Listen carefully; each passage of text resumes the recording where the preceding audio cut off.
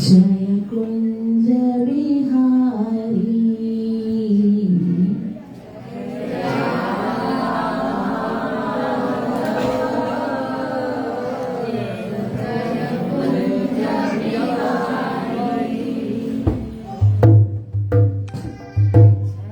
राधा माधव जय कुंज बिहारी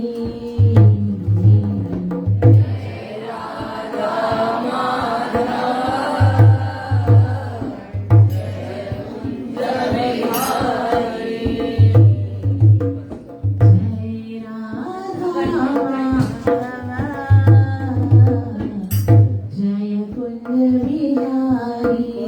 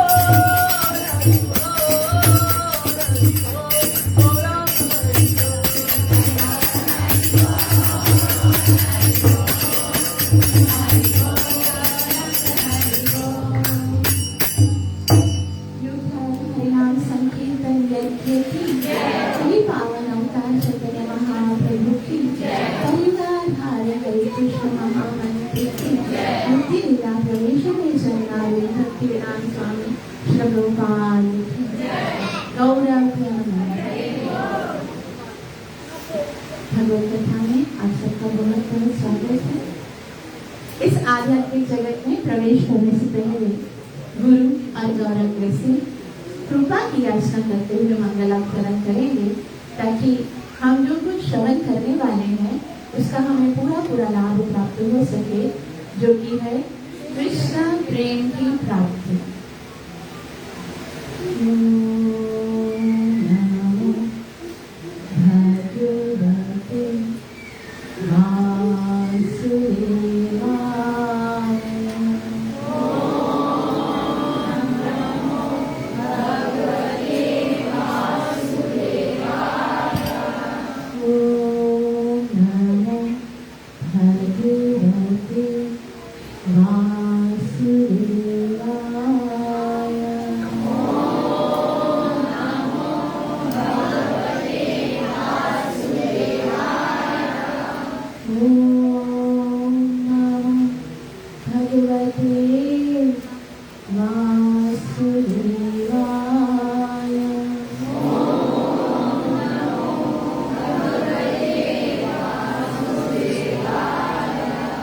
कृष्णाय वासुदेवाय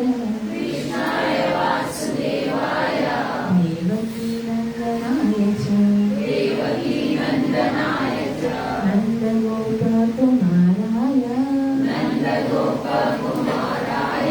गोविन्दाय नमो नमः।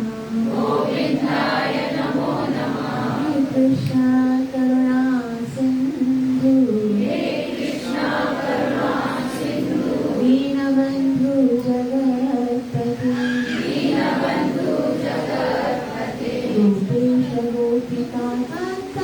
गोपेश गोपिका कान्ता राधाकान्त नमोऽस्तुते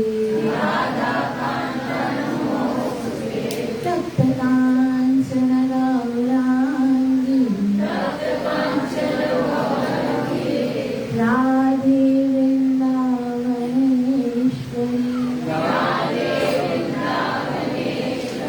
वृषभानुसुते देवी प्रणमामि हरिप्रिया पंचतत्त्वात्मकं कृष्णं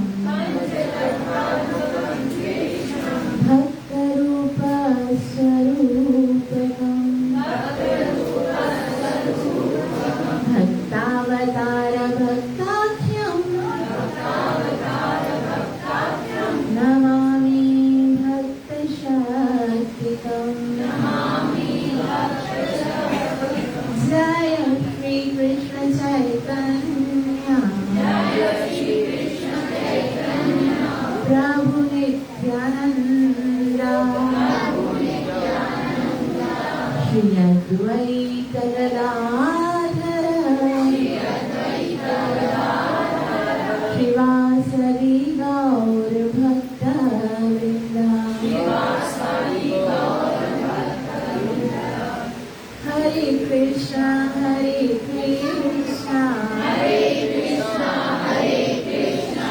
कृष्ण कृष्ण हरे हरे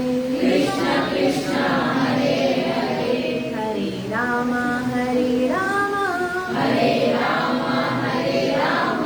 राम राम हरे हरे। चैतन्य महाप्रभु की जय। चैतन्य महाप्रभु ने बताया है कि हमको, वैसे तो भक्ति के कितने अंग बताए हैं श्री रूप गोस्वामी ने? श्री रूप गोस्वामी ने भक्ति के कितने अंग बताए हैं? 64 अंग बताए हैं। लेकिन उनमें से भी चैतन्य महाप्रभु कहते हैं कि कितने मुख्य हैं? कितने मुख्य हैं? कौन कौन से हैं? पहला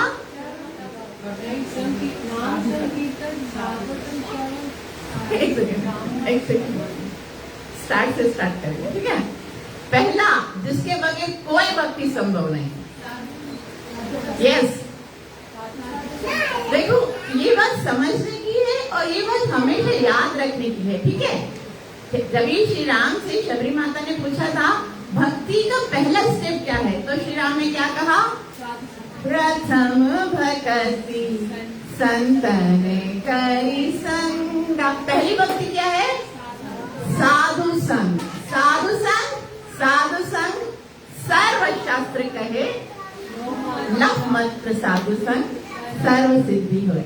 तो पहला अंग क्या है भक्ति का, जो कि हर अगर नहीं किया तो कुछ नहीं कर सकेंगे, ना श्रवण, न कीर्तन, न स्मरण, न पाद सेवनम, सत्यम, आत्मनिवेदनम, कुछ नहीं। पहले क्या करना है? साधु संग। साधु संग करें, उसके बाद दूसरा क्या करेंगे? साधु संग किया तो क्या करेंगे?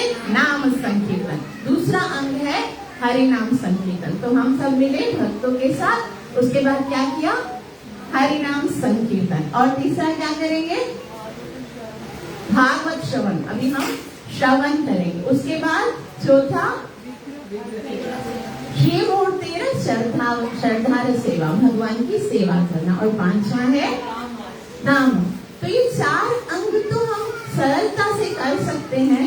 जब भी हम क्लास में जाते हैं, जब भी हम सत्संग में जाते हैं, तो हम करते हैं क्या? साधु संग होता है, उसके बाद संकीर्तन होता है, उसके बाद श्रवण होता है, उसके बाद विग्रह सेवा। अब रह क्या गया? धाम। मतलब भगवान के धाम की यात्रा करना और धाम में वास करना। और ऐसा बताया गया कार्तिक में जो करण योग कार्य है, उसमें एक मुख्य कार्य है धाम की परिक्रमा करना। तो आज हम सब वृंदावन धाम की परिक्रमा करेंगे। तो वैसे हम कहेंगे भाई हम तो यहाँ पर, हमारे पास तो वीजा टिकट भी नहीं, वृंदावन कैसे जाए? देखो, साधना दो प्रकार से होती है। एक तो वपु के साथ होती है, शरीर के साथ होती है, और दूसरी कौन सी होती है? मानसिक होती है ना? मन से करते हैं। अभी देखो, कुछ सेवाएं हम जो चीजें नहीं कर पाते, जिनका सामर्थ्य नहीं है, वो सेवा अगर हम मन के साथ करेंगे तो भी भगवान उसको स्वीकार करते हैं। जैसे हमको याद है ना, एक भक्त जो ब्राह्मण है, वो भगवान को खीर अर्पण करना चाहता था, लेकिन उसके पास सुविधा नहीं थी, और वो मन से जब अर्पण कर रहा था, तो जब हाथ डाल के देखा तो खीर क्या थी? गरम थी, और उसकी फिंगर। मतलब ऐसा है कि अगर हम मन से भी साधना करेंगे, कोई भी सेवा का कोई भी अंग, भक्ति का कोई भी अंग, जिसके लिए हमारा शरीर उस समय अगर उपयुक्त नहीं है, हमारे पास वो सुविधा नहीं है, तो हम वो साधना कैसे कर सकते हैं? मन से कर सकते हैं। तो अब हम सब मन के द्वारा, देखो शरीर के साथ सेवा करना सरल है, क्योंकि वो तो बस एक जैसे यंत्र की तरह कर रहे होते हैं, मुंह बोल रहा होता है, हाथ कर रहा होता है। मन से सेवा करना थोड़ा कठिन है, क्योंकि मन को वहां पर लगाना पड़ता है, और मन बहुत चंचल है। इसलिए सबसे पहले मन को केंद्रित करेंगे कि आज हम कहाँ जा रहे हैं? वृंदावन जा रहे हैं। तो सब मिलकर वृंदावन ब्रजमंडल परिक्रमा करेंगे। वृंदावन धाम की। और ये मानसिक परिक्रमा है, उसका बहुत लाभ मिलने वाला है। एक एक पग पर, ऐसा कहा जाता है, कार्तिक महीने में एक एक पग अगर हम चल रहे होते हैं, धाम में यात्रा कर रहे होते हैं, तो एक एक पग में अश्वमेध यज्ञ का लाभ मिलता है। जो यहाँ पर बात कर रहे हैं उन बच्चों को बाहर भेजिए। हरे कृष्णा। तो आज से 500 वर्ष पहले जब चैतन्य महाप्रभु जलाधाम पर आए थे, उन्होंने देखा भगवान की सारी जितनी भी लीला स्थलियां हैं वो लुप्त हो गई थी, और भगवान के जितने भी विग्रह थे वो भी लुप्त हो गए थे। तो चैतन्य महाप्रभु ने श्री रूप गोस्वामी और सनातन गोस्वामी को ये आदेश दिया, और षड गोस्वामी को ये आदेश दिया कि क्योंकि भगवान के सारे विग्रह और भगवान की सारी लीला स्थलियां लुप्त हो गई हैं, तो आपको वृंदावन जाना है, क्योंकि वृंदावन वो स्थान है जहाँ पर भगवान ने सारी लीला की है। और आपको 4 काम करने हैं। कितने काम करने? 4 काम करने। पहला क्या करना है? जो सारे लुप्त स्थान है उनको खोजना है। भगवान ने जहां जहां लीलाएं की थी वो सारी लीला स्थलियों को खोजना है। दूसरा क्या करना है? जो विग्रह जो लुप्त हो गए हैं उनको पुनः स्थापित करना है, और उन विग्रह को स्थापित करने के लिए मंदिरों का निर्माण करना है, और साथ साथ में भक्ति के साहित्य शास्त्रों को लिखना है। तो ये सारे रूप गोस्वामी और सनातन गोस्वामी इस आदेश को पालन करके वृंदावन में गए और उन्होंने किस तरह से उन सारे जो लीला स्थलियां थी भगवान की वो सब लुप्त हो गई थी, उनको कैसे प्रकट किया। तो हम जिस जिस स्थान पे जाएंगे उस स्थान की महिमा भी सुनेंगे और वहां पर दर्शन भी करेंगे।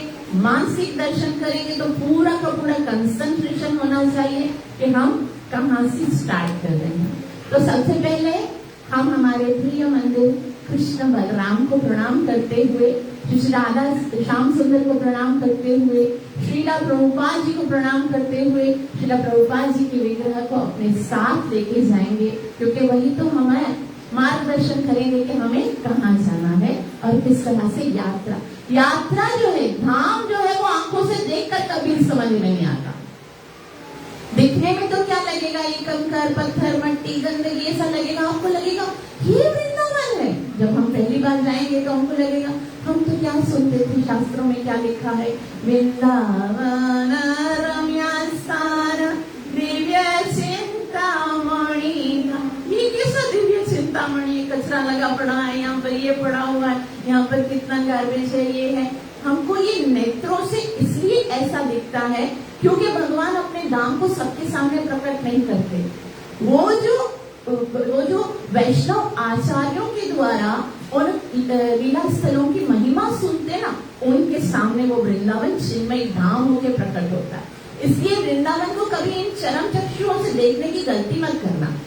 वृंदावन को कर्णों से श्रवण करके उन शब्दों को स्मरण करके जब हम सुनते हैं तो एक एक पद पर हमें कैसा लगता है जानते हो।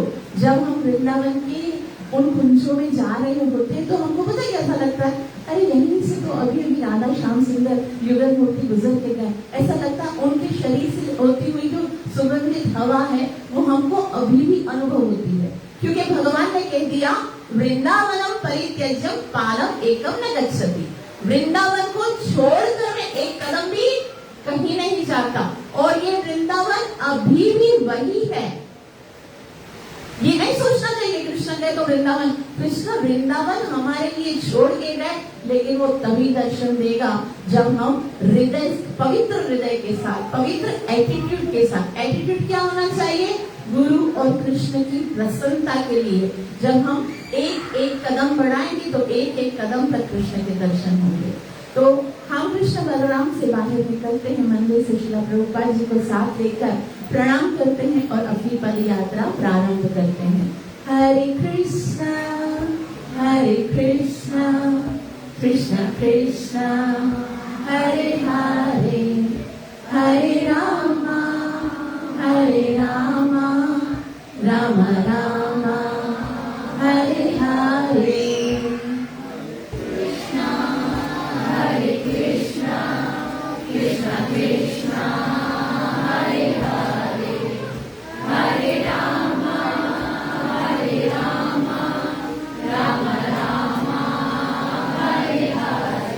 प्रथम पड़ाव आता है वराह घाट पे।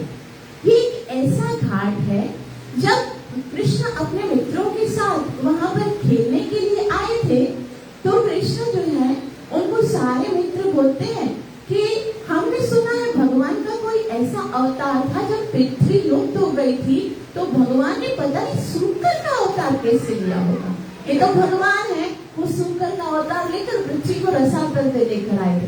और कृष्ण ने जैसे ही सुना तो कृष्ण उसी टाइम पर अपने उस अवतार को स्मरण करते हुए वराह देव का स्वरूप धारण करते, बोल वराह देव की। और उस समय भगवान श्री कृष्ण ने अपना वराह स्वरूप जब अपने ग्वाल बाल मित्रों को दिखाया तो वहां पर वो अब टेम्पल बन गया, वहां पर भगवान का वराह स्वरूप का दर्शन होता है। और वहां से दर्शन होकर हम आगे जाते हैं और आगे थोड़ा आगे चलने के बाद हमको एक बहुत ही सुंदर एक कदम्ब का वृक्ष दिखता है और उस जगह पर दूसरे वृक्ष नहीं है। देखिए, याद रखिए, वृंदावन का पत्ता पत्ता, डाली डाली, तृण, कदम, पेड़, हर चीज को देखते हुए जाना है, क्योंकि ये कोई साधारण नहीं हो सकता। या तो कोई देवी देवता होंगे या भगवान के पार्षद होंगे। वृंदावन में किसी को तृण बनने का भी अधिकार नहीं है, वो तो कोई महान ही होगा। तो इस तरह से कदम का एक वृक्ष है, बाकी सारे यहाँ पर कोई इत्यादि नहीं है, क्योंकि ये कौन सी जगह है, ये है कालिया देह। कालिया देह में जब कालिया सर्प जब उसने निवास कर लिया था, तो कालिया के मुख से इतना विष निकलता था, इतना विष निकलता था कि आस पड़ोस के जितने भी वृक्ष थे वो सारे भस्म हो गए थे। इन्हें वहां पे जो पंछी गुजरते थे ना ऊपर से, वहां तक उस वृक्ष का जो जहर है वो जाता, वो कालिया का जहर जाता था, तो पंछी भी गिर कर मर रहे होते थे। तो भगवान श्री कृष्ण ने देखा कि ये कालिया के कारण मेरे सारे मित्र, मेरे सारे पशु पक्षियों को, मेरे गैयों को कितना दुख हो रहा है। तो भगवान ने उस कालिया को मृदन करने के लिए अब कालिया देह में जाना था। तो ये वो वृक्ष है कदम का, ये क्यों नहीं भस्म हुआ, क्योंकि एक बार गरुड़ जी वहां से गुजर रहे थे और गरुड़ जी के मुख में अमृत था और उस अमृत की बूंद को टपका दिया था उस वृक्ष के ऊपर, इसीलिए वो अमर हो गया था। और इस तरह से उस वृक्ष के ऊपर भगवान श्री कृष्ण चढ़े हैं और फिर भगवान जो है वो कालिया देह अंदर कूदे हैं और वहां पर कालिया के साथ भगवान ने बहुत ही सुंदर युद्ध किया है कालिया के साथ। और कभी तो कालिया उनको पूरा आलिंगन करते हैं, तो कभी चुम्बन करते हैं, क्योंकि अब जिसके पास भगवान कहते हैं आपको जैसा आता है वैसा मेरे पास करो। यद करोषि यदश्चासि यज्जुहोषि ददासि यद तपस्यसि कौन्तेय तत्कुरुष्मदं अर्पणम। आपको जैसे कालिया बोलता है, देखो मुझे तो दो चीजें आती हैं। क्या आती? एक तो मैं जकड़ता हूँ, दूसरा डसता हूँ। तो मेरे जकड़न को तुम मेरा आलिंगन समझ लो और मेरे डसने को तुम मेरा चुम्बन समझ लो। भगवान बोलता ठीक है, तुमको ऐसा आता है तो ऐसा भी, ये यथा माम प्रपद्यते, तुम जैसे आओगे मैं वैसे ही तुम्हारे साथ डील करूंगा। तो भगवान ने बहुत ही सुंदर कालिया को वहां पर युद्ध किया और युद्ध करने के बाद भगवान ने कालिया के जो फन है उनके ऊपर नृत्य किया।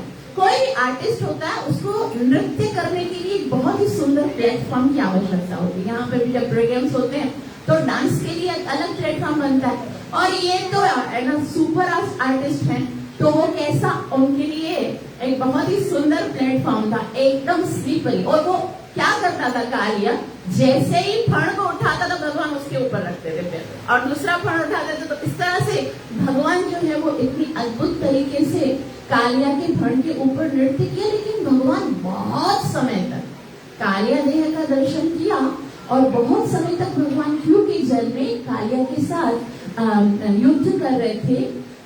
तो ये जो ब्रजवासी है ना, वो कभी भी कृष्ण को भगवान नहीं समझते, उनको लगता हमारा लाला है। अब इतनी देर पानी में रहा है तो क्या हो गया होगा, इसको क्या लग गई होगी, सर्दी लग गई होगी, ऐसा ना जुकाम हो जाए उसको, ऐसा नहीं वो बीमार हो जाए। तो फिर सारे जो ब्रजवासी हैं उन्होंने कृष्ण को गर्मी पहुंचाने के लिए, क्योंकि कृष्ण इतनी देर से सर्दी में थे तो उनको ठंड लग गई होगी, तो उनके शरीर को गर्मी पहुंचाने के लिए कृष्ण को सारे ब्रजवासी जो हैं वो द्वादश आदित्य क्रीड़ा में लेकर गए। अभी हम कहाँ जा रहे हैं, द्वादश आदित्य क्रीड़ा।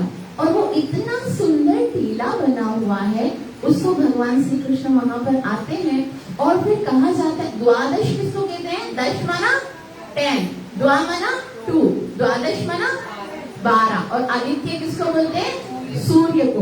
12 आदित्य एक सेंटर में और 11 कॉर्नर में, इस तरह से खूबसूरत सा सूर्य मंडल जो है वो कृष्ण को गर्मी पहुंचाने के लिए उस 12 आदित्य टीले पर आया।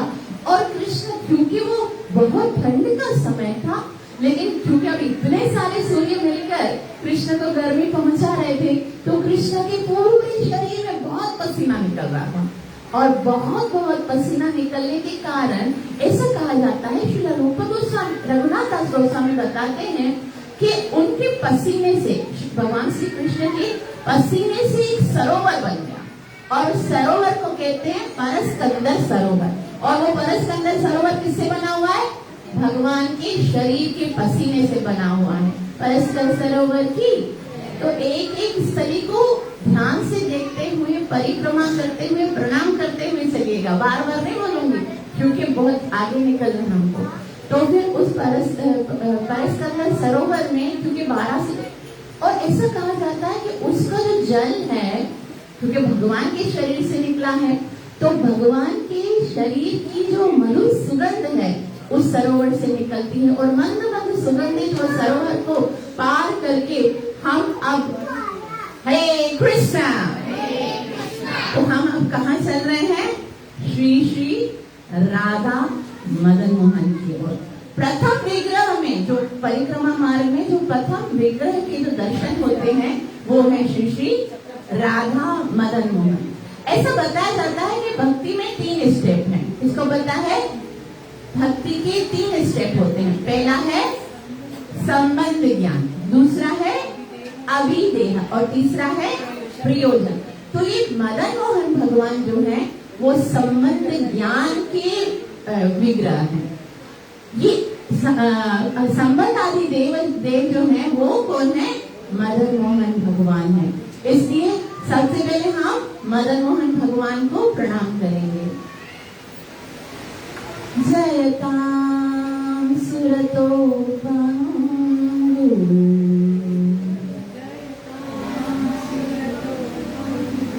मम मंदमति गति, मत्सर्वस्य पदाम्भोजो, राधा मदन मोहन। तो ये राधा मदन मोहन भगवान किसने बनाए हैं? ये आज से 5000 वर्ष पहले जब भगवान श्री कृष्ण अपनी लीलाओं को समाप्त करके गौलोक वृंदावन धाम में जाते हैं, उस समय एक ऋषि थे। उस ऋषि का नाम है शांडिल्य ऋषि। हरे कृष्ण। शांडिल्य ऋषि जो है वो भगवान श्री कृष्ण के परम पुत्र वज्रनाभ को कहते हैं कि भगवान श्री कृष्ण ने वृंदावन में जो लीलाएं की हैं। हरे कृष्ण। अगर कोई जरूरी बात है तो भी बाहर जाके कीजिए। Thank you so much. तो शांडिल्य मुनि जो है वो वज्रनाभ जी को कहते हैं कि भगवान की जो लीला स्थलियां हैं उनको हमें पुनः जो लुप्त हो गई उनको वापस से उजागर करना है। लेकिन क्योंकि भगवान का अभी कोई विग्रह है ही नहीं, अभी तक तो कृष्ण झुके साक्षात थे तो उनका कोई विग्रह बना ही नहीं था। और अगर कोई विग्रह ही नहीं देखेगा तो फिर भगवान जो है हमारे स्मृति पटल से खत्म, मतलब भगवान को याद कैसे करेंगे अगर हमें विग्रह नहीं दिखेंगे। तो लोग आज हम दिखाते देखो कृष्ण ऐसे होते हैं, कृष्ण के घुघराले बाल होते हैं, बांसुरी पकड़ते हैं, ऐसे नेत्र होते हैं। अब विग्रह ही नहीं होगी तो कैसे करेंगे? तो आप क्या करो? भगवान के विग्रहों का निर्माण करो। हरि बोल। क्या करो? विग्रहों का निर्माण करो। तो जो शांडिल्य ऋषि बोलते हैं कि अगर आप इस तरह से नहीं करोगे तो जो जन सामान्य है उसका बहुत बड़ा नुकसान हो जाएगा। और श्रीमद् भागवतम के अनुसार भगवान श्री कृष्ण धराधाम से जाने के बाद जब ये लीलाएं जो है लुप्त हो गई थी लीलाएं से, तो वज्रनाभ ने सहायता ली, क्योंकि वज्रनाभ ने पर्सनली भगवान के दर्शन नहीं किए थे। वो उनके भगवान के जाने के बाद ही वज्रनाभ का जन्म हुआ था। तो फिर उन्होंने उस समय सिर्फ एक ही व्यक्ति ऐसा था जिन्होंने भगवान श्री कृष्ण को देखा था।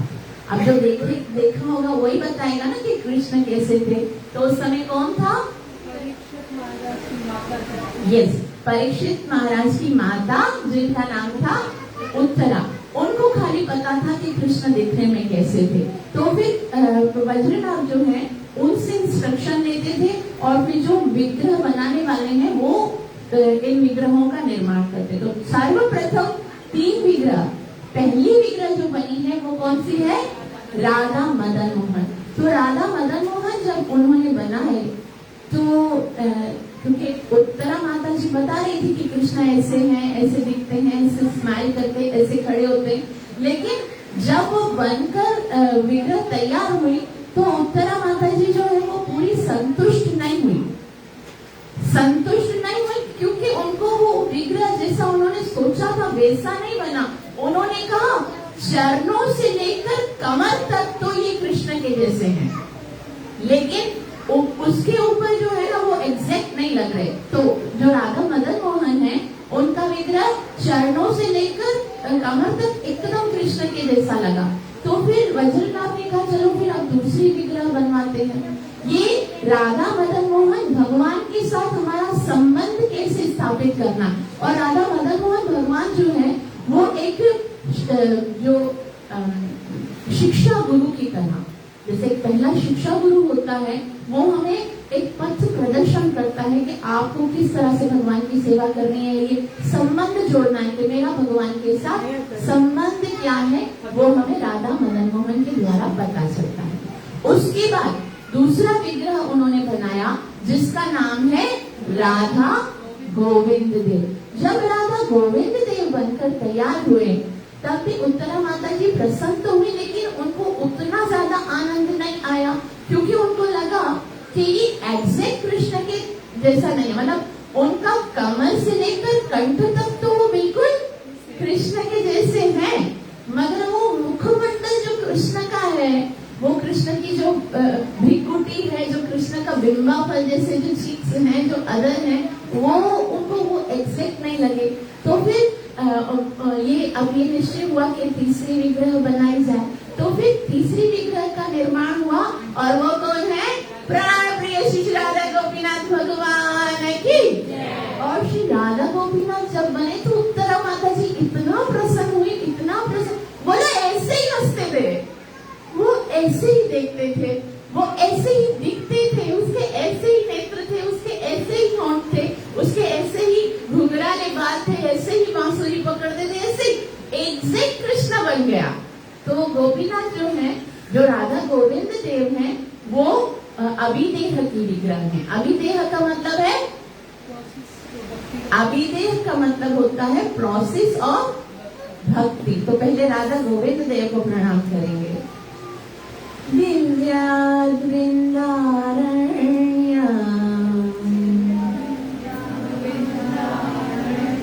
कल्पाद्रुमादः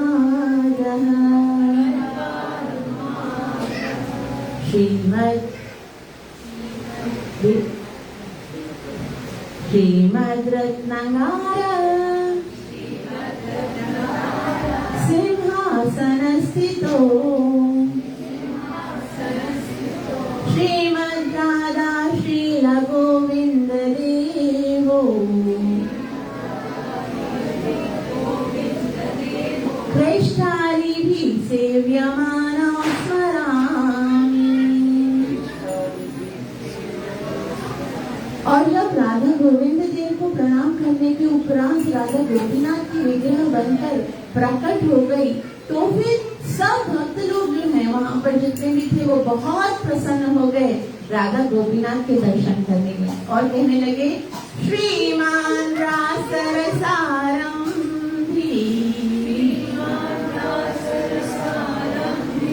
वंशी वटतटस्थितो कर्षण वेणु स्वनर्गोपी गोपीनाथ श्रीयेस्तुना। तो अब पहले हम कौन से मंदिर में पहुंचे हैं? राधा मदन मोहन। राधा मदन मोहन का मंदिर है ना, जो वो बहुत ऊंची से, क्योंकि ये जो द्वादश आदित्य टीला है ना, टीला वहीं पर राधा मदन मोहन का मंदिर है। तो टीला का मतलब होता है पहाड़ी, तो उसके लिए हमें थोड़ा सा ऊपर पहाड़ी पर चलना होता है, और वो पूरा लाल पत्थरों से बना हुआ मंदिर है, और बहुत ही सुंदर और भव्य मंदिर है, बहुत ऊंचा मंदिर है ये, और इतना सुंदर बना हुआ है। उसके अंदर राधा मदन मोहन जो है, वो ये मंदिर कृष्णदास कपूर ने बनवाया था। हुआ क्या था कि ये पहले तो वज्रनाभ ने, क्योंकि ये विग्रह बनाकर अलग अलग मंदिरों में स्थापित किए थे, लेकिन बाद में राजा औरंगजेब जब आए थे तो उन्होंने वृंदावन के सारे मंदिरों को तुड़वा दिया था, और जितने भी गोस्वामी जन हैं उन्होंने सारे विग्रहों को संभाल दिया था, संभाल के कभी यमुना के जल में छुपाया था या फिर अलग अलग स्थलियों पे छुपाया था। और जब रूप या फिर कहीं पर कोई विग्रह कहीं पर थे तो कोई विग्रह कहीं पर थे, तो ये जो विग्रह राधा मदन मोहन जी की है, मथुरा में एक चोबे के पास थी। तो मथुरा में मतलब इतना वो कोई इतना बड़ा डिवोटी नहीं था, बस ऐसे ही ब्राह्मण जैसे विग्रह होते ना किसी के घर में, ऐसे ही थे। और उनके घर में जो बच्चे थे ना, वो बस विग्रह के साथ खेलते थे, जैसे विग्रह के साथ खेलते थे। आजकल हम बच्चों को किसी टॉय दे देते हाथ में, तो इस तरह से उनके साथ खेलते थे। एक तो रूप गोस्वामी और सनातन गोस्वामी को जब चैतन्य महाप्रभु ने वृंदावन भेजा था, तो उस समय श्री सनातन गोस्वामी वो भिक्षा मांगने के लिए अलग अलग जगहों पे जाते थे। तो एक बार वो उस मथुरा के चोबे के पास गए और वहां पर उनको राधा मदन मोहन के दर्शन हो गए। इतने भव्य, इतने सुंदर दर्शन करके वो तो मंत्र मुग्ध हो गए, बस देखते ही रह गए। वो पूछ रहे भिक्षा चाहिए, उनको भिक्षा भिक्षा सब भूल गए। वो भगवान के दर्शन किए जा रहे हैं, रोए जा रहे हैं, क्योंकि उनको चैतन्य महाप्रभु ने क्या आदेश दिया था कि क्या करना है, क्या करना है। जो विग्रह लुप्त हो गया उनको ढूंढना है। वो तो सोच रहे थे मैं कहाँ से ढूंढूंगा, मेरे पास कोई ज्ञान नहीं, मेरे पास कोई बुद्धि नहीं, मेरे पास कोई सोर्स नहीं, मैं कैसे ढूंढूंगा। लेकिन क्योंकि आदेश जब गुरु और कृष्ण देते हैं ना, तो उसके लिए सामर्थ्य भी देते हैं, उसके लिए सामर्थ्य भी देते हैं, एबिलिटी भी देते हैं और प्लेटफॉर्म भी देते हैं, सब कुछ दे देते हैं। खाली हमको अपनी सेवा से भगवान को इतना प्रसन्न करना है, गुरु को इतना प्रसन्न करना है कि वो हमें आदेश के योग्य समझे। तो जैसे ही आदेश मिला, अब तो क्योंकि दर्शन हो गए, उनको पता कि ये साधारण विग्रह नहीं है, ये अद्भुत विग्रह है। तो अब क्या करते थे, रोज रोज किसी न किसी बहाने से उसी चौबे के पास आते थे और दर्शन करते थे। लेकिन सोचते थे मैं इनको बोलूं कैसे कि ये विग्रह मुझे दो, ऐसे कैसे कोई बोल दे। तो एक बार लेकिन देखा कि उन विग्रह की सही तरह से सेवा तो हो ही नहीं रही है, तो एक बार बोल दिया हिम्मत करके, बोला मैं आपसे एक निवेदन करना चाहता हूँ कि ये देखो भगवान की विग्रह है ना, भगवान की विग्रह का तो भव्य सेवा होनी चाहिए। उनको एक अच्छा सा ऑल्टर बनाओ, उसके अंदर रखो, भगवान की सुबह मंगल आरती करो, संध्या आरती करो, भोग लगाओ। ये क्या बच्चों को दे दे खेलने के लिए, ये तो भगवान है, तो भगवान की सेवा तो भगवान की तरह होनी चाहिए। बहुत समझाया उन्होंने, तो बहुत अच्छे से समझाया होगा, तो बहुत अच्छे से समझाया। और फिर जब चौबे ने सुना तो उनको लगा वाकई ये भगवान है, तो उनकी अच्छे से सेवा होनी चाहिए। तो घर में वो तो चले गए बोलकर, लेकिन घर में सबको बता दिया अब ये सब नहीं चलेगा, अब भगवान को ऑल्टर में रखेंगे, भगवान की भव्य भगवान की तरह पूजा होगी। तो भगवान को बैठा दिया ऑल्टर में, और ऑल्टर में जब बैठा दिया तो सनातन गोस्वामी आपने वापस जहाँ पर वो वहीं पर टीला में, जहाँ आदित्य टीला है, वहीं पर वो साधना करते थे, भजन कुटी वहीं पर है उनकी। तो वहां पर जब साधना कर रहे थे तो उनको भगवान श्री कृष्ण सपने में आए और कोई कहने लगे, ए सनातन गोस्वामी क्या करके आ गए, मुझे तो कितना मजा आता था उनके साथ खेलने में, और तुमने मुझे एकदम माउट कर दिया, ऑल्टर में बिठा दिया, पर्दा बंद, पर्दा खोलते हैं, घंटी बजाते, मुझे नहीं पसंद लगता ये, तुमने मेरे साथ अच्छा नहीं किया। कृष्ण ने सनातन गोस्वामी को तो ऐसे बोला, और उधर मथुरा का जो चौबा है ना, उसके सपने में आकर क्या बोला, ये जो गोस्वामी है ना वो कोई साधारण नहीं है, ये बहुत शुद्ध भक्त है, तुम ऐसा करो, अब मैं उसके साथ जाना चाहता हूँ, तुम मुझे उससे सौंप दो, तो मैं उसको दे दो, वो मेरी अच्छी सेवा करेगा, तुमने बहुत कर ली, अब मैं तुम्हारे साथ नहीं रहना चाहता, तो कल वो आएगा और तुम उसे मुझे दे देना। तो सनातन गोस्वामी को तो क्या बोला था कि तुमने मेरे साथ अच्छा नहीं किया। तो सनातन गोस्वामी ने सोचा ये तो भगवान हम रूठ जाएंगे। तो सनातन गोस्वामी गए और मथुरा के उस चौबे को बोला, मुझे क्षमा कर दीजिए, आपने जो ऑल्टर में सेवा स्टार्ट कर दी वो बंद कर दीजिए, आप वापस से पहले की तरह जो तुम्हारे बच्चे करते थे उसके साथ करो, मगर मैंने जो बोला वो भूल जाओ। तभी वो चौबा बोलने लगा, नहीं नहीं ये भगवान ले जाओ। तो बोला कि मैं भगवान का क्या करूंगा, मेरे पास घर नहीं है, मेरे पास कुटिया नहीं है, मेरे पास खाने के लिए कुछ नहीं है, भगवान को कहाँ रखूंगा, मैं भगवान नहीं लेके जा रहा हूँ। तो बोला नहीं, मैं आपको बोल रहा हूँ ना, भगवान ने मुझे बोला है। बोला नहीं भगवान नाराज है, पहले से मुझे बोला है कि तुमने मेरे साथ अच्छा नहीं है, मैं नहीं लेके जा रहा हूँ। तो वहां से तो पहले दिन चले गए, और पहले दिन जब चले गए घर पे आके सो गए, कुटी में आके जैसे सो रहे थे, तो कृष्ण ने बोला वो सही कह रहा था चौबा, मैं अब तुम्हारे साथ आना चाहता हूँ। तभी सनातन गोस्वामी जो है वो राधा मदन मोहन को बोलने लगे कि देखो मैं आपको पहले ही बता देता हूँ, मेरे पास आपके नखरे उठाने के लिए कोई सुविधा नहीं है, मेरे पास कुछ नहीं है, मैं आपको क्या दे सकता हूँ ना, मेरे पास खाने के लिए कुछ नहीं है, मैं तुम्हें तुम्हारी मेरे पास वस्त्र पहनाने के लिए नहीं है, मैं छोड़ो क्यों, प्यार से तुम्हारी सेवा होनी चाहिए, मैं क्या करूं बताओ। बोले तुम जैसे रहते हो ना भगवान को, तुम जैसे रहते हो ना मैं वैसे रहने के लिए तैयार हूँ। तुम जो खाओगे मैं खाने के लिए तैयार, तुम जहाँ रखोगे वहां पर रखने के लिए तैयार, तो खाली मुझे लेके चलो। तो अभी वो वापस से गए और उसको बोला कि मैं भगवान को हाँ बोलो ले जाओ, मुझे भी भगवान ने बोला लेके जाओ, मैं इनके साथ जाना था। तो भगवान जो है उनको लेके आते हैं सनातन गोस्वामी, और जहाँ वो जिस लीला में बैठ के भजन कुटी में साधना करते थे ना, कृष्ण क्या करते थे पता है, किसी को पता ही नहीं था ये भगवान है, उसको तो पता था ना सनातन गोस्वामी को। तो कृष्ण क्या करते थे, पूरा दिन ग्वाल वालों के साथ खेलने चले जाते थे, खेलते थे, मस्ती करते थे, और जब भूख लगती थी तो सनातन गोस्वामी को बोलते थे बाबा भूख लगी है कुछ खिलाओ। तो अब वो बेचारा तो भिक्षुक था, जो भी मांग के आता था, और एक क्या करता था, एक चूल्हा जलाता था, और चूल्हे में जो भी आटा वाटा मांग के उसको गोला बना के उसको सेक के तो पहले उसको खिलाता था, ले खा ले जल्दी से, तो ऐसे खिलाता था। और खाने के बाद भगवान वापस खेलने चले जाते थे।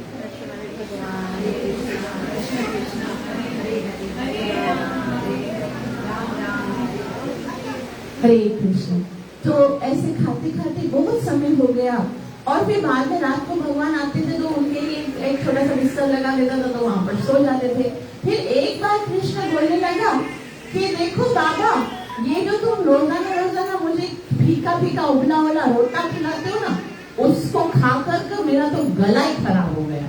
मैं तो ना गला खराब हो गया, मेरा तो टेस्ट माउथ तक खराब हो गया, मुझे ना ये नहीं खाना है, इसमें कुछ नमक डालो, कुछ थोड़ा तो टेस्ट होना चाहिए ना इसके अंदर।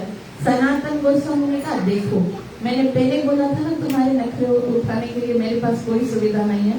अगर आज तुम मुझसे नमक मांग रहे हो, कल तुम बोलोगे घी लेके आओ, परसों बोलोगे कि मुझे मिठाई लेके आओ, ये लेके आओ, वो लेके आओ। मैं यहाँ पर साधना करने के लिए आया हूँ। मुझे चैतन्य महाप्रभु ने बहुत सारे आदेश दिए हैं, मुझे बहुत सारा लिटरेचर लिखना है, मुझे लीला मेरे काम इतने सारे, तुम बोल रहे ये करो ये करो, मैं ये सब नहीं करूंगा।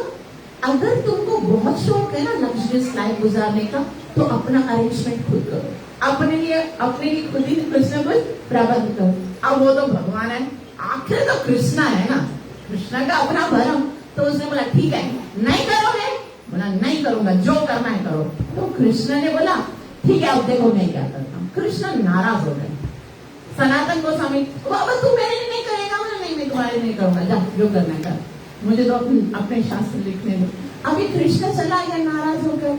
अभी कृष्ण ने क्या किया, वहां पर यमुना नदी के किनारे पे है ना ये जो द्वारकाधारी टीला, वहां पर एक कृष्णदास कपूर जो है वो अपनी नौका लेके आ रहा था। वो बहुत बड़ा नमक का शिप था और उसके अंदर बहुत बहुत करोड़ों का धन था, तो उसको लेके आ रहा था। लेकिन कृष्णा है, उसने क्या किया, टेढ़ी नजर से देखा और उसकी नौका फंस गई। और नौका फंस गई तो अब निकल ही नहीं रही थी, बहुत मेहनत की नहीं निकल रही थी।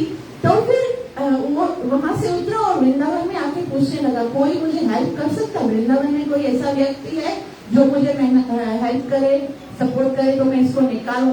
तभी ना वृंदावन के सारे लोग जो है ना, उनको कभी भी कोई प्रॉब्लम होती थी ना तो वो सनातन गोस्वामी के पास जाते, क्योंकि सनातन गोस्वामी भगवान के बहुत भक्त थे। तो किसी को भी कोई भी प्रॉब्लम, किसी की गैया बीमार हो जाती थी सनातन गोस्वामी के पास जाते थे, किसी का बच्चा बिगड़ जाता था सनातन गोस्वामी के पास जाते थे, किसी कोई बीमार हो जाता कुछ तो सनातन को, तो उनको सनातन गोस्वामी का एड्रेस दे दिया कि देखो यहाँ पर सनातन गोस्वामी नाम का एक बाबा रहता है, उसके पास हर मर्ज की दवा है, उसके पास सब प्रॉब्लम्स का सोल्यूशन, तुम उधर चला जाओ। तो वो कृष्णदास कपूर जो है वो सनातन गोस्वामी के पास गए और सनातन गोस्वामी को कहने लगे बाबा जी मेरा जहाज फंस गया है, आप मेरी सहायता करो। सुना है कि आप बहुत चमत्कारी बाबा हो। बोला मैं चमत्कारी नहीं हूँ, मैं तो कुछ भी नहीं हूँ, मैं तो त्र भी नहीं हूँ, मुझे कुछ नहीं पता, सारी शक्ति उसकी मदन मोहन की है। जाओ, मुझे पता है वो अब वो लालच में आ गया है, उसको घर चाहिए, उसको भव्य अपना लग्जरियस लाइफ चाहिए, तो वो कुछ न कुछ कर रहा है, तुमको जो भी कहना जाओ उसको बोलो। तो उधर मदन मोहन भगवान तो बस वो ऐसे करके खड़े थे, असली वाला ओ नकली वाला बन गया ऐसे खड़े थे, उसको बोला कि ना मेरा जहाज जो है वो फंस गया है, आप मुझे हेल्प करो। तो सनातन गोस्वामी से बोल रहे, कुछ लालच दे दो, लालच दे दो, कर देगा। तो बोला जो धन मिलेगा 50-50 करेंगे। तो उसने बोला कि आधा आधा धन करेंगे, तो वो डन हो गया। और उसी टाइम पर पता है क्या हुआ, इतनी तेज बारिश हो गई, इतनी तेज बारिश हो गई कि बारिश के कारण खुद ही इतना पानी जमा हो गया कि उसकी जो शिप है वो निकल गई। और जब उसने वो बिक्री की, मतलब सारे धन को, सारे वस्तुओं को जब बेचा, तो बहुत बहुत धन कमाया। अब क्योंकि ये पहले से डन हो गया था कि 50-50 करेंगे, तो वो धन जो है वो लेकर आए सनातन गोस्वामी के पास और बोला आपके भगवान के लिए, बोला इसको है ना मंदिर चाहिए, बहुत बड़ा मंदिर बनाएंगे इसके लिए। तो ये जो अभी हम देखते हैं, आप किसने सनातन गोस्वामी के इस मदन मोहन मंदिर का निर्माण देखा है? हाँ, तो ये कैसे ऊपर एक बड़ा सा है, वहां पर हम लोग जाते, इतना बड़ा मंदिर है, इतना बड़ा मंदिर है, शूज एकदम बाहर उतारने पड़ते हैं, कभी वापस नहीं मिलेंगे क्योंकि बंदर लेके जाएंगे ना, इसलिए शूज नहीं पहन के जाने चाहिए। ऐसे ही पद यात्रा में बगैर शूज के जाना चाहिए। तो वहां पर है ना बहुत बड़ा मंदिर, और क्योंकि पहले जो है ना जो विग्रह थी उनके साथ राधा रानी नहीं थी, खाली कृष्णा थे। तो अभी पहले उसको मदन गोपाल नाम था, और मदन गोपाल को इतने मंदिर में जब स्थापित किया गया, बहुत ही भव्य जो समारोह किया गया, और वही मदन गोपाल जो है वो मदन मोहन के नाम से विख्यात हुए। मदन मोहन का मतलब क्या होता है? मदन का मतलब होता है कामदेव, जो काम की, जो प्रेम के देव हैं उसको मदन कहा जाता है, और वो बहुत सुंदर होते हैं। लेकिन मदन मोहन का मतलब होता है जो कामदेव को भी मोहित कर दे, वो है मदन मोहन। श्री राधा मदन मोहन भगवान की। तो इतने आकर्षित लग रहे थे जब स्थापित हो गए, बहुत आकर्षित लग रहे थे। लेकिन क्योंकि अभी तो मदन मोहन ही आना बाकी थी, क्योंकि वो अकेले थे। तो जब महाराजा प्रताप रुद्र जो हैं, उनके पुत्र थे, उन पुत्र राजा परशुराम उसका नाम था। जब उनको ये पता चला कि राधा मदन मोहन तो स्थापित हो गए, मगर उनके साथ मदन मोहन मोहिनी नहीं है, राधा रानी नहीं है, तो वो उस समय वहां पर रहते थे, मतलब कहाँ रहते थे वो? कलकत्ता में रहते थे, तो उड़ीसा में रहते थे। उड़ीसा से उन्होंने राधा रानी की 2 विग्रह भेजी। उन्होंने समझा राधा रानी की विग्रह है तो 2 भेजी, क्योंकि उस समय गोविंद देव जी के पास भी राधा रानी नहीं थी, तो 2 विग्रह भेजी। बोला एक गोविंद देव के पास से स्थापित करेंगे, दूसरी मदन मोहन। और जैसे ही उड़ीसा से दोनों विग्रह आए हैं, तो वहां के जो पंडे हैं उनके सपने में राधा मदन मोहन आ गए। बोला उठो, क्या? बोला 2 विग्रह आई हैं, 2 विग्रह आई हैं, समझना ये दोनों राधा रानी की विग्रह नहीं है। इनमें से जो छोटी वाली विग्रह है ना वो राधा रानी की है, और जो थोड़ी बड़ी विग्रह है वो ललिता सखी की है। दूसरा किसी को नहीं भेजना, राधा रानी को बाईं ओर खड़ा करना और ललिता सखी को दाईं ओर खड़ा करना, ये दोनों मेरी हैं, ये इधर ही आनी चाहिए दोनों। तो इस तरह से राधा मदन मोहन जो है अब कंप्लीट हो गए, ठीक है। उनके पास राधा रानी भी आ गई, ललिता भी आ गई, और स्वयं भी उनका मंदिर बन गया। लेकिन फिर क्या हुआ, जब बहुत मुगलों ने अत्याचार शुरू कर दिया, तो क्योंकि सारे विग्रह जो है वो अलग अलग जगहों पर छुपाए गए थे, तो राधा मदन मोहन, ज्यादातर जितने राधा मदन मोहन, राधा गोविंद देव और राधा गोपीनाथ, ये सबको जयपुर में भेज दिया था, राजस्थान में। अभी जब राजस्थान में राधा मदन मोहन चले गए थे, तो वहां के जो राजा थे, राजस्थान के जो राजा थे, वो उनकी सेवा करते थे। और वो जब सेवा करते थे तो उनकी जो पुत्री थी, बहुत ही सुंदर उनकी कन्या थी, पुत्री थी, उनको प्यार हो गया मदन मोहन से, और वो इतना प्यार करती थी, खाते पीते हर वक्त मदन मोहन मदन मोहन मदन मोहन, और वो एक सेकंड के लिए भी उनसे दूर नहीं जाती थी। अब क्या हुआ, जब वो बड़ी हो गई, सयानी हो गई, तो उनका विवाह तय हो गया करौली में। अब वो रोने लगी, नहीं मैं मदन मोहन को छोड़ के नहीं जाऊंगी, पिताश्री में मदन, आप मुझे मदन मोहन को भी दे दो, मैं मदन मोहन को भी लेके जाऊंगी। तभी राजा कहने लगी, तू पगली है क्या? मदन मोहन को मेरी पर्सनल प्रॉपर्टी थोड़ी है कि तुझे दे दूं, ये तो भगवान है, और भगवान तो सबके होते, अभी यहाँ पर अगर कोई ये अगर है ना अलीशा को नरसिंह भगवान से प्यार हो जाए और वो बोले कि मुझे दे दो नरसिंह देव भगवान, तो ये आनंद भैया को तो अधिकार नहीं है ना कि दे देंगे, क्योंकि भगवान तो सबके होते हैं। तो उन्होंने सोचा कि नहीं, मैं ना इनके बगैर तो रह नहीं सकती, इनको तो मैं लेके जाऊंगी, तभी अगर नहीं दिया तो मैं मर जाऊंगी। फिर उसको जो राजस्थान के राजा थे उन्होंने एक उपाय किया।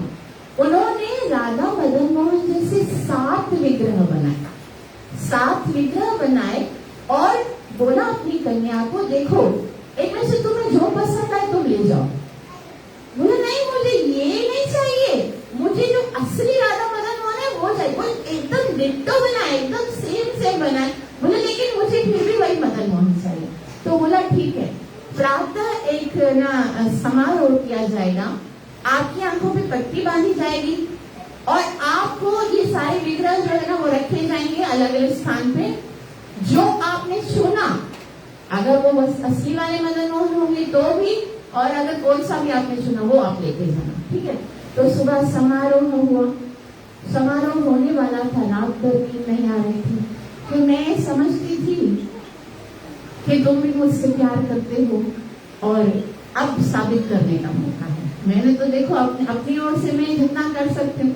अब ये प्रेम एक तरफ का नहीं है, दोनों तरफ का, क्योंकि तुमने कहा है ये यथा मां प्रपद्यते, जो जिस भाव से प्रेम करेगा मैं उसी भाव से डील करूंगा। अब तो तुमको मेरे प्रेम का आदान प्रदान तो करना पड़ेगा।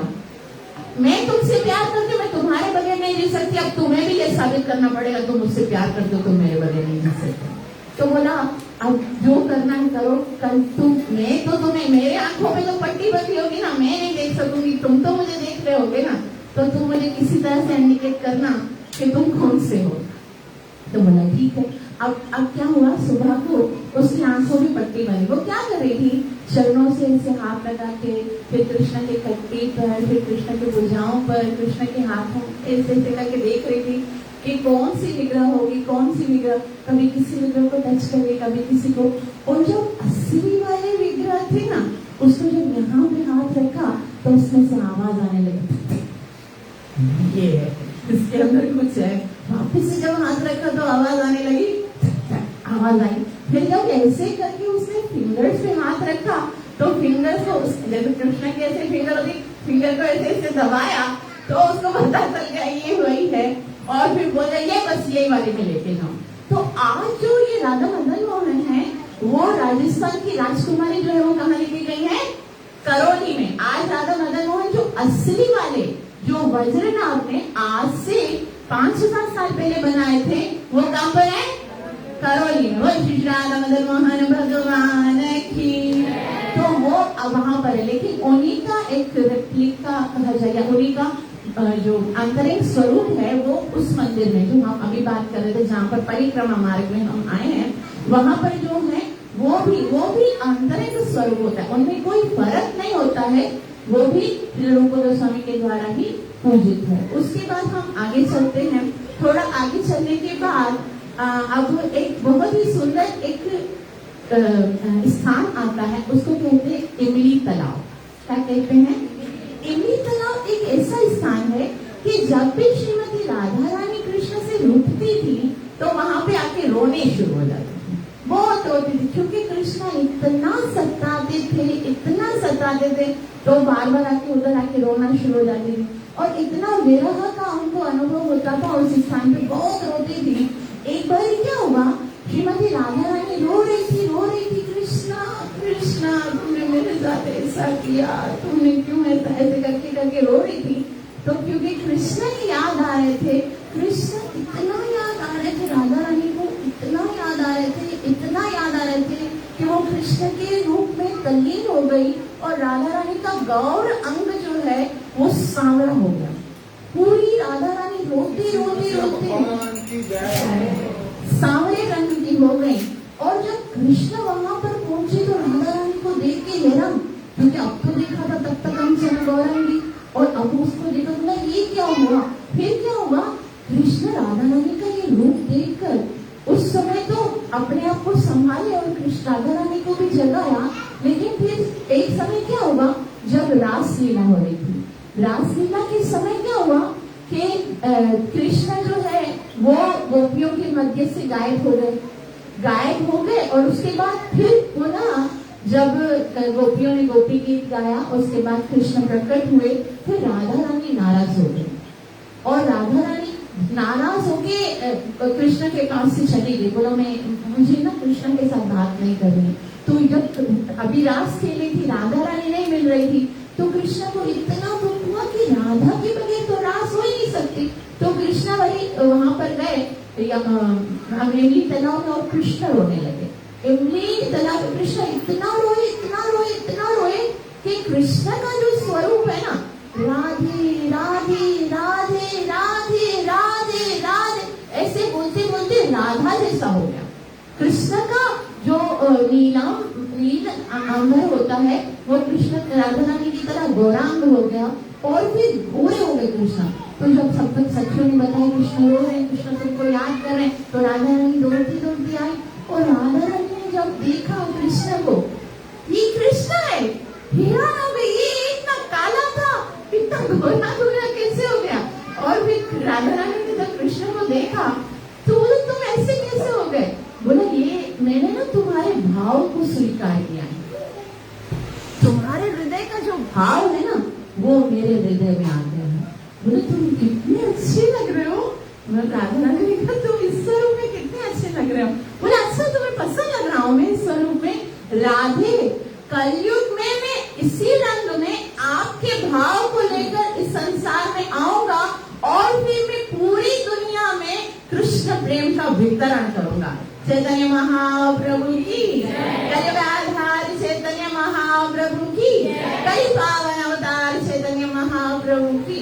तो वहां पर चैतन्य भगवान श्री कृष्ण ने श्रीमती राधा रानी को ये प्रॉमिस किया था कि हम जैसे पतित जीवों का उद्धार करने के लिए वो कलयुग में अवश्य आएंगे और उसी प्रॉमिस को सिद्ध करने के लिए चैतन्य महाप्रभु का अवतार लिया और फिर ये लीला स्थलियों की जो है वो खोज करवाई। अभी दूसरी विग्रह जो है वो हमारी है राधा गोविंद देव। राधा गोविंद देव जो अब क्योंकि श्री सनातन गोस्वामी ने राधा मदन मोहन को है ना प्रकट किया, अब राधा जो श्री रूप गोस्वामी है वो भी वहां पर विग्रह को ढूंढ रहे थे। वो सोच रहे थे मैं कैसे ढूंढूं दूसरी विग्रह कहाँ पर मिलेंगे, कैसे होगी सेवा।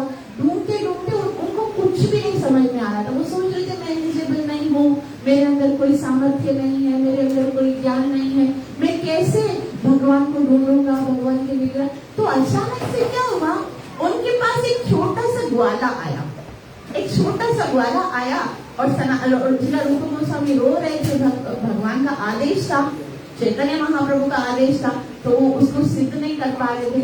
तो वो आके बोलने लगे बाबा आप क्यों रो रहे हो, आप इतने दुखी क्यों हो। तो बोला मुझे ना चैतन्य महाप्रभु ने आदेश दिया है लेकिन वो कैसे पालन करूं, मैं कहाँ ढूंढूं विग्रह को।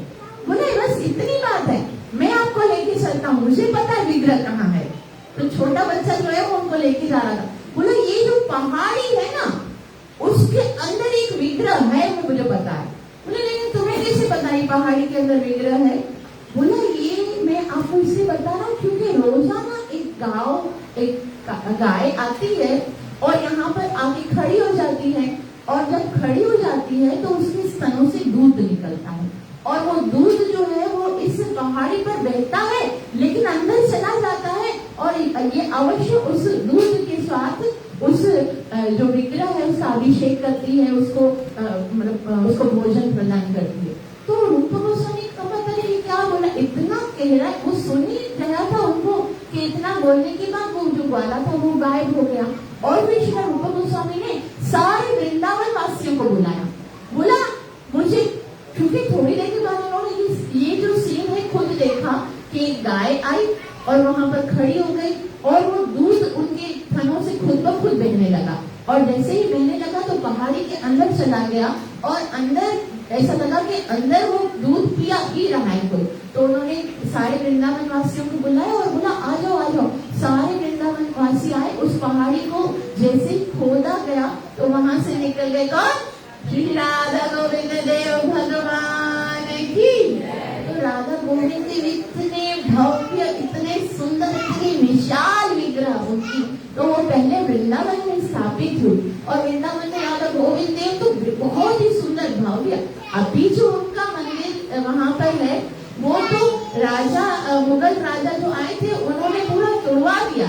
वो फिर भी इतना बड़ा मंदिर है, इतना बड़ा मंदिर, आप चल चल के थक जाओ कि उसको दिखाने के लिए अलग से वो जो गाइड होते हैं कि यहाँ पर ये यहाँ इतना बड़ा है, लेकिन वो समझो कुछ भी नहीं है, एक पार्ट भी नहीं है उसका। तो वहां पर जब मुगल अटैक हुआ था तो ये विग्रह जो राजा गोविंद देव की है वो वहां से शिफ्ट कर दी गई। कहाँ पर है? अभी राजा गोविंद देव जो है वो जयपुर में है और बहुत ही सुंदर। वहां पर पता है जयपुर में सब लोग राजा गोविंद देव को क्या बोलते हैं? ये राजा गोविंद देव वहां के राजा हैं। मतलब ऐसा है कि हर एक व्यक्ति जो है वो वहां से जब भी घर से निकलता है, सुबह को किसी भी जैसे स्टूडेंट्स स्टडी करने के लिए जाएंगे या फिर है ना जो भी कोई काम करने के लिए, बिजनेस करने के लिए, तो पहले राजा गोविंद देव को प्रणाम करते हैं फिर जाते हैं। तो सब लोग वहां पर गोविंद देव जो है वो ठाकुर है, उनके राजा है। यहाँ पे बोलते हैं भाई ये तो जयपुर के राजा है। तो बहुत ही सुंदर वहां पर राधा गोविंद देव का मंदिर है। और उसके बाद हम आगे जाते हैं, हरे कृष्णा कृष्णा कृष्णा हरे हरे, हरे राम राम राम। बहुत सुंदर सुंदर स्थान है। उसके बाद मंशी वट है और उसके बाद चीर घाट है जहाँ पर कृष्ण ने चीर हरण किया था, और केशी घाट है जहाँ पर केशी राक्षस जो कि घोड़ा बन के आए थे वहां पर भगवान ने उसका वध किया था।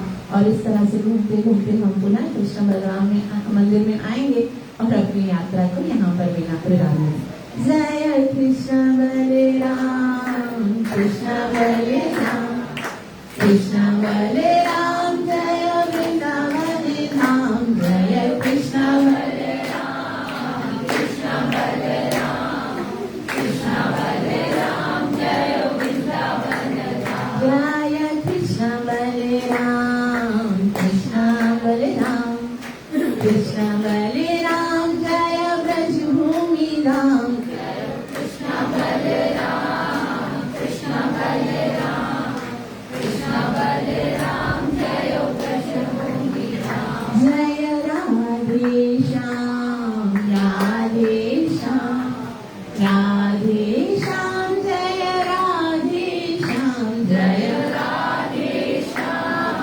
राधे श्याम राधे श्याम, जय राधे। वृंदावन धाम परिक्रमा की, ब्रजमंडल परिक्रमा की, राधे श्याम की, कृष्ण बलराम की, नित्य लीला प्रवेश में शरणारविंद भक्तिवेदांत स्वामी प्रभुपाद गौरव।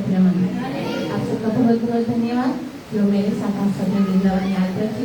कृपया मुझे आशीर्वाद अवश्य दीजिएगा कि मैं अपनी सेवा साधना का अच्छे से कर सकूं और मेरा प्रार्थनाओं से हरि नाम धरती गुरु और कृष्ण को प्रसन्न कर सकूं। Thank you.